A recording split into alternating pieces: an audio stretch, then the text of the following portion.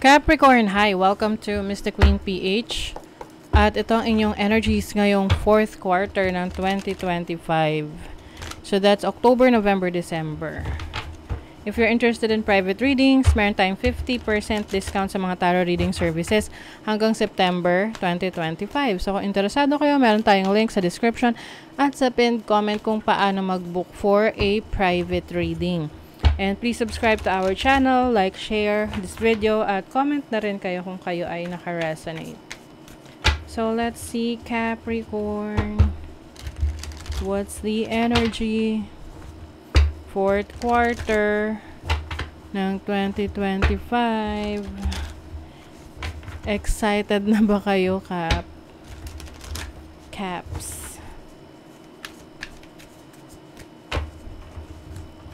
Fourth quarter, Capricorn. To my fellow Capricorn.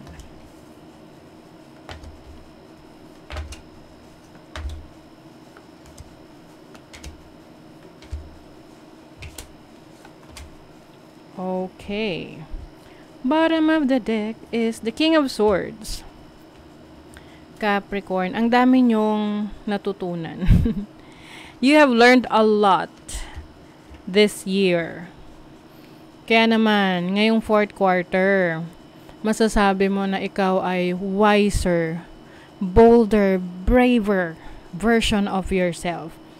The King of Swords is someone na meticuloso, maraming alam sa buhay, and maingat siya sa mga actions niya, pinag-iisipan niyang maigi. You have Judgment. Judgment is rebirth, like a brand new you. Kumbaga, nagpe-prepare ka na, no? Piniprepare mo na yung sarili mo ngayong fourth quarter para sa bagong ikaw. Para pagpasok ng 2026, it's a new you. 'Di ba? The Ace of Cups is new beginnings. New inspiration. New love. So, pwedeng iba sa inyo, papasok sa relationship or may offer of relationship, or yung iba naman, you will love yourself more. No? Magkakaroon ng self-love, self-care. Yan. Marami ka kasing na-realize na sa mga naging decision mo in the past na sumablay. Oo. Na alam mo na sumablay kasi maaring nung time na yon, akala mo you can handle it. Akala mo everything is in your control, within your control. Pero hindi pala, no? So ngayon, natuto ka na. You have learned your lesson. Wow! 10 of Pentacles, 8 of Wands. Wow! May good news. I-claim nyo na to, Capricorn. 10 of Pentacles, kaperahan. Napakagandang balita. Marami to. Parang umuulan.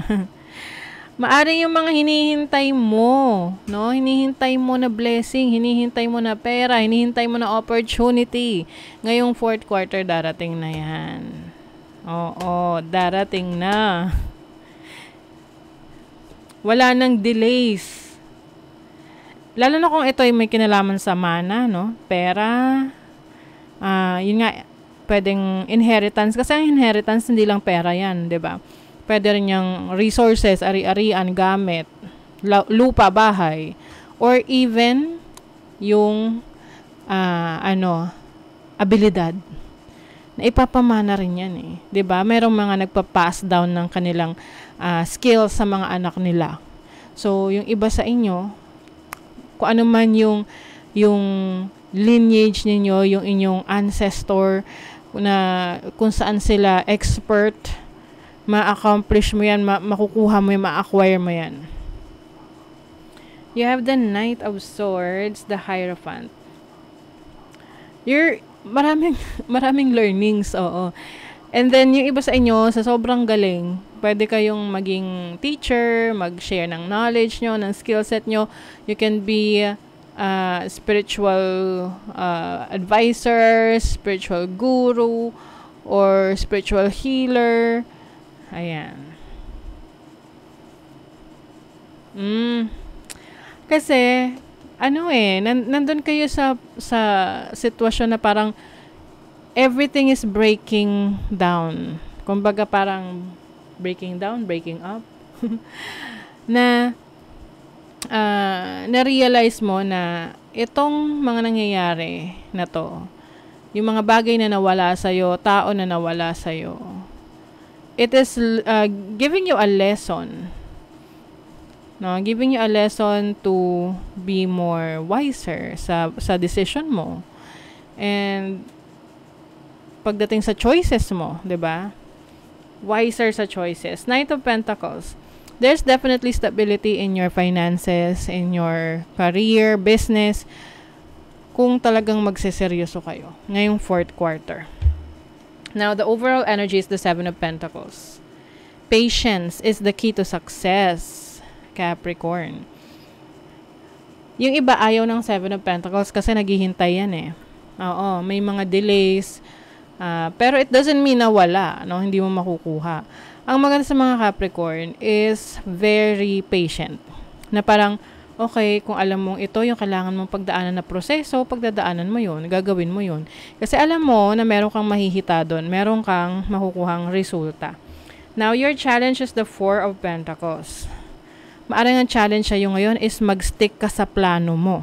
Lalo na sa career mo, sa mga plano mo para sa bahay mo, sa family mo, sa finances mo. Ngayon kung ikaw ay may plano na, dapat makapag-ipon ako ng certain amount of money. Ngayong fourth quarter, adi dapat you have to stick to your plan. Oo, para talagang makuha mo yung goal mo. With the Seven of Swords as your opportunity, meron ka opportunity na makilatis, malaman, makilala yung mga taong merong hindi magandang intention sa'yo. Marireveal sa'yo yan. Marireveal sa'yo yan ngayong fourth quarter. And the blessing here is at least, alam mo na kung sino yung dapat mong pagkatiwalaan. The Hanged Man as a blessing is about your spiritual wisdom, knowledge, evaluation. So, mas na-evaluate mo yung sarili mo na, ito pala yung root cause. Ito pala yung problema. So, hindi ko na gagawin yun or hindi ko na bibigyan ng focus or attention yun. And as a blessing, this is like a reverse of being delayed eh. So, ibig sabihin yan, yung mga hinihintay mo, no, parang kagaya ng sinabi ko sa inyo kanina, yung mga hinihintay nyo, darating na. So, ano ba yung mga hinihintay nyo? Pera, opportunities, or yung mga bagay na manifest ninyo. Yan, darating na siya. Okay. So, for your money, diba? Ten of Cups, happiness, family, this is pagkakaroon ng contentment.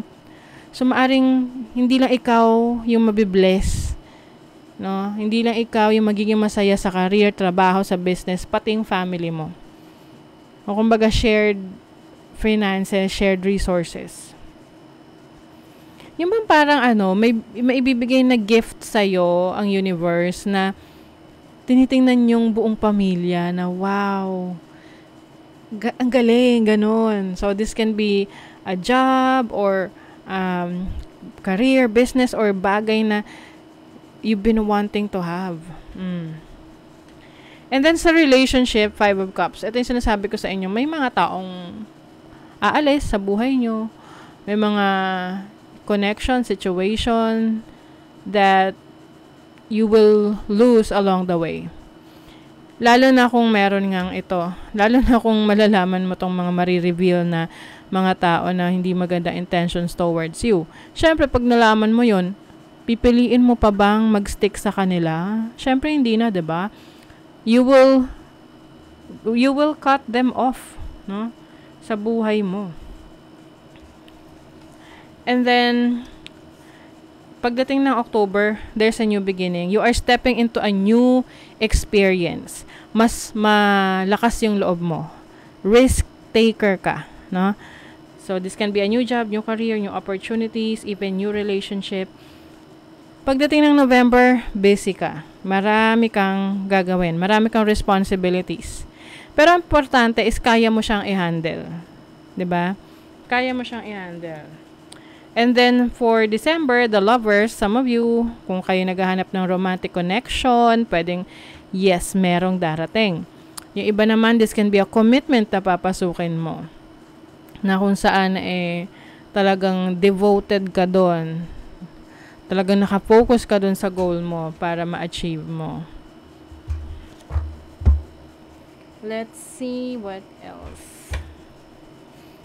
And also, the lovers is a major decision, no? So, sa December, maaring meron ka major decision na may kinalaman sa kung alin yung pipiliin mo. Neptune, vision, your imagination. Oh my God. Neptune and Mars. You will put things into action. And well calculated yung risk na gagawin mo. I think magsisimula na to ng October, Ito yung mga ini-imagine mo na panapangarap mo, yung mga dreams mo. You are making it into reality by taking action. Yes. Master Creator Master Creator ang 22.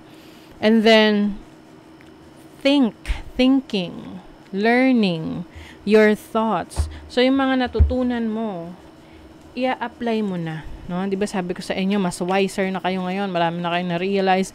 So, you will put it into action. I-apply nyo na yan sa buhay nyo. And you will be unstoppable. Oh my goodness, look at that. The most difficult part of a situation is over. There's a rainbow always after the rain. Yung pinakamahirap daw na part ng problema, no? Ng sitwasyon mo ay tapos na. Yes. Because it's time to get out of a situation. Yun, yung sinasabi ko sa inyong i-let go nyo na. Kasi you are stepping into a new experience. Dealings or relationship with a woman with blonde, gray, or white hair. So, maaring there is a person na, especially a feminine energy, na magiging significant sa buhay mo ngayong fourth quarter. Pwedeng foreigner yan. Great personal sorrow. Ooh, okay. So, some of you, maaring, di ba sabi ko, you may be cutting off connections. So, pwedeng ito yon na parang, syempre, ma-hurt ka pa rin, no? Maaring meron person sa buhay mo, feminine energy, na sisira ng tiwala mo sa kanya. Sisirain yung tiwala mo sa kanya. And that's frustrating and sad and disappointing, diba?